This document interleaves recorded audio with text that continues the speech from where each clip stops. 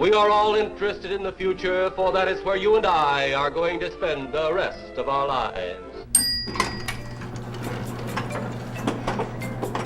How was your weekend?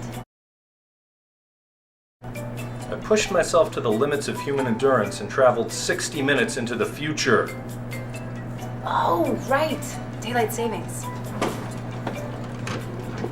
People complain that when you set the clock ahead, you lose an hour, but I'm going to tell you what movies to avoid so you don't lose an additional hour and 32 minutes. This is your time travel film guide. Let's start with the don't watch list. Don't see Black Knight, that modern retelling of a 1912 Mark Twain story. This is bad even by Martin Lawrence movie standards. The Flintstones Meet the Jetsons is high concept with low payoff. But the worst of the bunch is Beastmaster 2, which sends Beastmaster Dar into 1990s Los Angeles. Even Kari Werher can't save this one.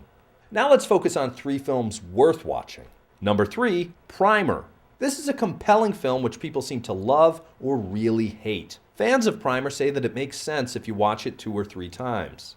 Yeah, it's one of those movies. The story follows 2 engineers who accidentally invent a time machine and explore its use. Also, the whole thing was shot for just $7,000.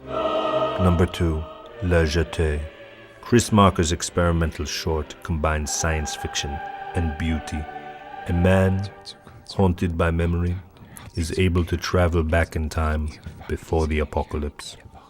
A classic story, a brilliant ending, and the inspiration for Terry Gilliam's 12 Monkeys. And number 1, Happy Accidents. A romantic story from director Brad Anderson, whose movies are always well acted and smartly scripted. This one stars Vincent D'Onofrio as a man who may or may not be a back traveler from the year 2470. Marissa Tomei is the woman who may or may not love him. This is a great film that should have gotten more attention. It's a very rare example of a sci-fi date movie. That's our list. Thanks for watching.